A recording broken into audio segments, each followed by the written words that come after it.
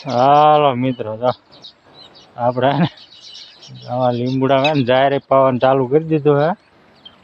કપાસ પાઈ દીધો બરાબર.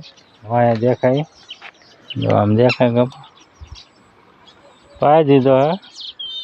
જાહેર પાવાની બરાબર. આની પાણી ચાલુ. અને તમને હે ને આપણે એક વિડીયો હમણાં મૂકો આપણે કેજરીવાલનો, બરાબર ને. મોદીજીને શું કે મોદીજી હે ને લગભગ હે ને આપણે પબ્લિકને હે ને ભારતની પબ્લિકને કાંઈ ખાવા લગભગ નહીં રહેવા, બરાબર. ટોટલ વસ્તુમાં ભાવ વધતો જાય એટલે એને કાંઈ ખાવાનું નહીં જ, બરાબર. પાછો ભાવ કેવો વધારે, બરાબર. ખાંડનો ભાવ વધ્યો. હાલો, ખાંડના ભાવ વધ્યો, બરાબર.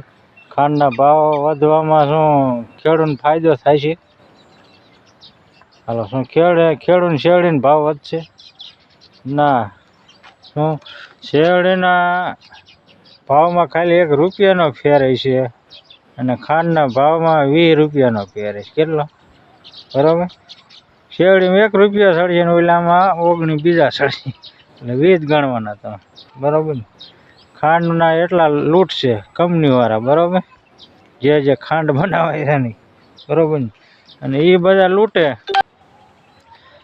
એ બધા ખાંડનો ભાવ ચડાવે, એટલે બરાબર. ટોટલ વસ્તુમાં બધાને ભાવ ચડે કે ન ચડે? કેનો ચડે? જો તમે કોઈ પણ મીઠાઈ લેવા જાઓ, કોઈ પણ આપણે હાલો સામાન્ય હે ને ₹1ની ગોળી જ લીજો તો ગીરી વસ્તુ મીઠાઈ તો બનવાની જ છે, બરાબર. ખાંડ સિવાય ત્યાં બનવાનું, એટલે એનો ભાવ તો હા જે બનાવી ચડાવવાના જ છે, બરાબર.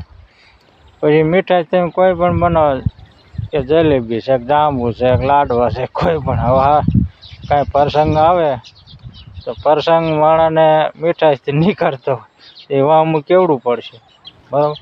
એકદમ જો 8-10 રૂપિયા 15 રૂપિયા ચડતા હોય, બરાબર ને, તો કેટલો ભાવ મોંઘું પડે એમ વાત.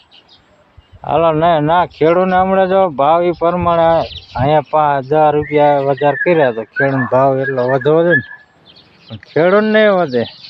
આ તો વચેટિયા રહે ને એ જ લૂંટે, બરાબર. ખેડૂતને કાંઈ નહીં, ખેડૂત નાખ્યું ખેડૂત ₹1ને ફેરે છે તમે જુઓ, બરાબર. માણે ₹1નું ફેરે છે અને આવડા કિલો 10-15 રૂપિયા લેતા, અને કાંઈ હે ને મને 10-15 રૂપિયા ચડાવે છે ખેડૂતને, અને આવડા કિલો 15 રૂપિયા લે. 20 કિલોને કેવડે છે, બરાબર ને. આ તો બધા હિસાબ થાય છે ને ત્યારે ખબર પડશે ખેડૂતને કાંઈ ન હોય, બરાબર ને, બરાબર. આ સરકારના કામ એવું ઊંચું છે ને બહુ, એટલે ખેડૂત કાંઈ વધે છે. પહેલાં એને તમને કેજરીવાલનો વિડીયો મૂકું, કેજરીવાલ શું કે મોદીજીને, બરાબર ને. પહેલાં તમે જુઓ. दोस्तों ऐसे लगता है जैसे मोदी सरकार बिल्कुल अनपढ़ लोगों की सरकार है। उन्हें यही नहीं पता है कि क्या निर्णय ले रहे हैं और इस निर्णय का क्या असर होगा। इन्होंने गन्ने की खेती को इथेनॉल बनाने के लिए डाइवर्ट किया और इथेनॉल को पेट्रोल में मिलाना चालू कर दिया। बोले इससे पेट्रोल बचेगा, और पेट्रोल बचेगा तो फॉरेन एक्सचेंज बचेगी, विदेशी मुद्रा बचेगी, जो हम विदेशों से तेल आयात करने के लिए खर्च करते हैं। अब जब गन्ने की खेती को इन्होंने इथेनॉल बनाने के लिए डाइवर्ट किया तो गन्ने की कमी हो गई, चीनी की कमी हो गई देश में। और अब चीनी पिछले 17 दिन में 20 रुपए प्रति किलो चीनी के दाम बढ़ गए, क्योंकि चीनी की देश भर में बहुत किल्लत हो गई है। 17 दिन पहले चीनी की कीमत थी 46 रुपए, अब 65 रुपए किलो चीनी हो गई है।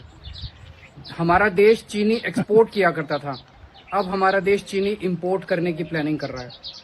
तो क्या बोले कि तेल के ऊपर जो फॉरेन एक्सचेंज जाता था उसको बचत करने के लिए इथेनॉल बनाया, और अब उस फॉरेन एक्सचेंज को हम चीनी को इंपोर्ट करने के लिए खर्च करेंगे। एक तरफ देश को दुखी किया कि इथेनॉल वाला पेट्रोल जो है उससे लोगों की गाड़ियां खराब हो रही है, माइलेज खराब हो रही है, और दूसरी तरफ लोगों को अब चीनी महंगी खरीदनी पड़ रही है।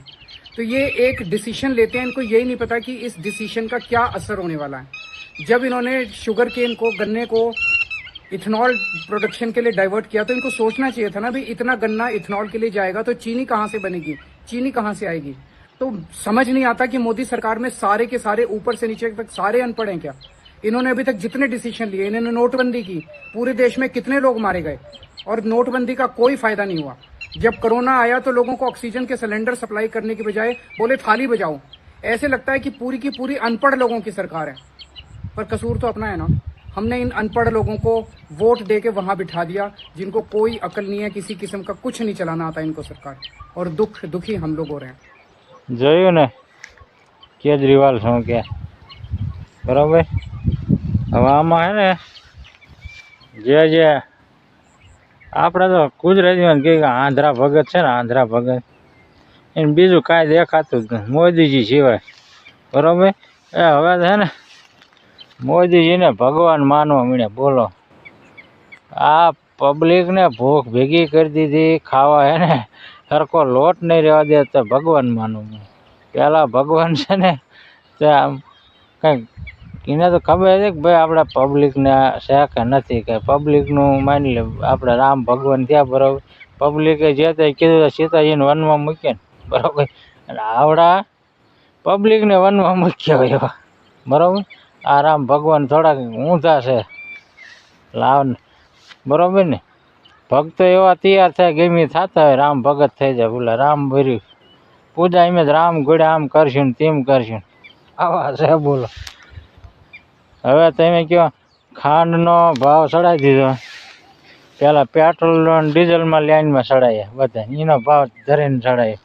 હવે ખાંડનો ચડાવ્યો. બરાબર. તે પછી તેલનો ને બધો ચડાવશે. હો તેલનો એ બધા ક્યાં પડ્યું તમને ખબર જ છે. 2500 જ પડ્યા આમ તો સામાન્ય ડબ્બા. બરાબર. ઓરિજિનલ સિંગ તેલની તો બહુ મોંઘા પડે. આ તો હે ને ભેળસેળવાળા જ 2500 રૂપિયા ગણવાના. બરાબર ને. હવે તમે ભેળસેળ કેવું છે હવે નકલી દૂધ. બોલો, તો અહીંયા ભ્રષ્ટાચાર જ. નકલી દૂધ બનાવે. નકરું હે ને દારૂ હે ને દેશી નકલી. બરાબર. ખાતર બાતર યુરિયા નાખીને જાહેરમાં ભલે ન જડે, આપણે કપામાં ભલે ન જડે, પણ એને ઈવડે ને જડી જાય ગમે અહીંયાથી દારૂ બનાવવા. બરાબર ને. એટલે આવું બધું આવું હાલે.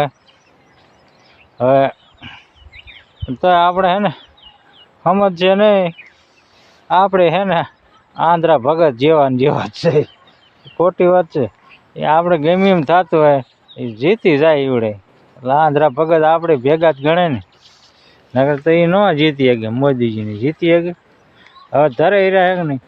3 દાણ જો તેમ જીતાડીએ આપણે અને પછી કામ આપણું ન કરે તો પછી આપણો શું એમાં તેમ કરો. આપણે 3 વાર કોઈને જીતાડે જ નહીં. બરાબર ને. 3 વાર કોઈ પણને જીતાડો એટલે એ કામ ન કરે. બરાબર.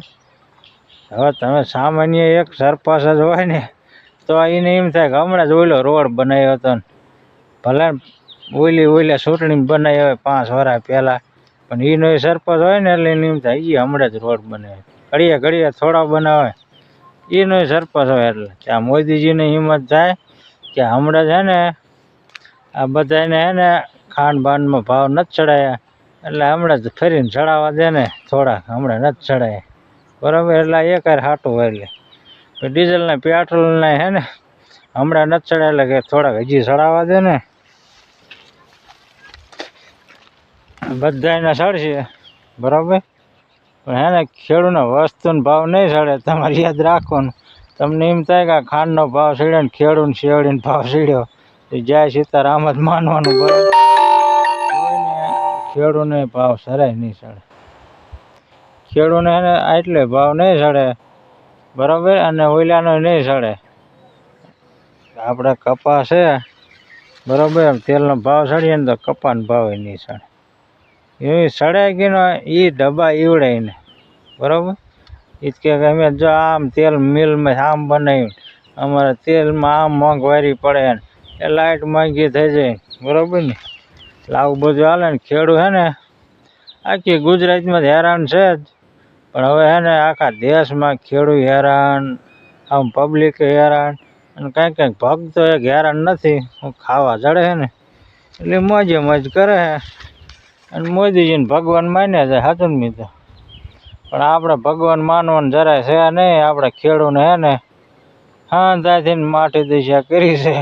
બરાબર. હાવ આખા ભારતમાં હે ને બાંગ્લાદેશ કરતા ભારતને વાયા રાખી દીધું. આવી સરકાર પેદા થઈ છે, બરાબર. હવે આપણે સમજવાનું સાચું ને મિત્રો. તે સારું હાલ હવે કરી વિડીયો પૂરો. અને ખાંડ હે ને જેમ બને એમ ચામાં ઓછી નાખજો અને જાંબુ બાંબુ ઓછા મગાવજો સાચું ને. તે સારું હાલ.